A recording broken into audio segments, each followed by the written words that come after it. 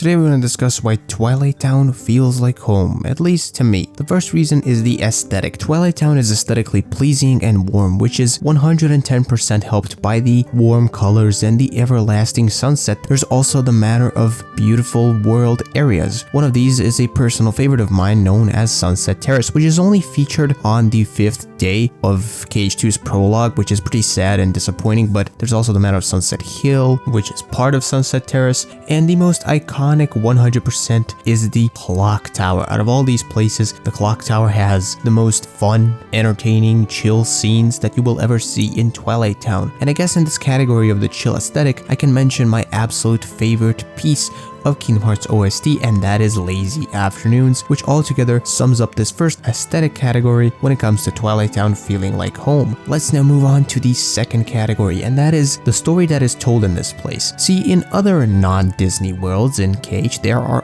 almost always some intense situations like Destiny Islands when it gets destroyed, or Sora vs. Riku in Hollow Bastion, or the final battle in The World That Never Was against Xemnas, or even in Scarlet Kylum against Xehanort. But Twilight Town is different. Not all, of course, but most of the things that happen in Twilight Town revolve just around mainly Roxas hanging out with his friends at the usual spot or the Clock Tower with some ice cream. It feels like a proper vacation with your best friends, whether it be with the Seesaw Trio or Roxas with Hayner, Pence, and Alette. All of these laid-back moments consist of laughter, jokes, overall having a blast, and simply enjoying the moment with your friends. And this is, in my opinion, the most prominent and I guess you could say important category of this video, because there's simply not a whole lot going on. At its core, it's either just some friends having deep conversations, laughing like idiots, or solving each other's problems. The gang is enjoying themselves, and that's what a lot of scenes in Twilight Town really revolve around, which can't be said about many other worlds in KH games. And unlike many other worlds, here it also seems like everything slows down for a bit in the name of some great times with your friends. Also, real quick, if you're enjoying this video right now, please do me a favor, like the video, subscribe to the YouTube channel. We're trying to get to 100 subscribers, and also check out my main channel. That is where the GTA content is nowadays. The third and final category we'll discuss here is the relatability of this world. Out of all of the worlds and all of the stories told in those worlds, so far Twilight Town, in my opinion, resembles everyday lives the most, and a lot of the stuff that happens here are totally things that as a teenager or maybe as a young adult one could be doing with their friends. That consists of spending a lot of time outside with your friends, exploring creepy abandoned shitholes, investigating sketchy shit, eating an ungodly amount of ice cream and junk food, and any other dumb shit that one does during summer vacation. But I'm not just talking about the main group and their shenanigans, I'm talking about Twilight Town as a whole. See, Twilight Town out of all of these worlds to me feels the most like an actual livable town that has normal people living there. There's things happening there like local sports events, there's small businesses that people run there such as the item shop, there's also a train station. Hell, in KH3 they have a movie theater. And to sum this all up, it all comes down to the calming aesthetic of a chill small town combined with the music. The actual events that take place there are mostly just some very chill and laid back times. And lastly, like I said, for a Kingdom Hearts world, this one truly does feel like a livable place. And I guess it's also worth mentioning that there's a little more to it for me personally, and part of it is, I will admit, nostalgia. And I know this because sometimes, especially during the end of summer, I just feel like replaying the KH2 prologue just for the vibes. And like I said, there's a little bit of a personal thing there. As someone who is from a small town, I have this weird appreciation for Twilight Town, and I can't quite explain it, but I did my best in this video. And with that said, I want to thank you for watching it. Leave your thoughts and opinions in the comments down below. Until next video stream, bye bye.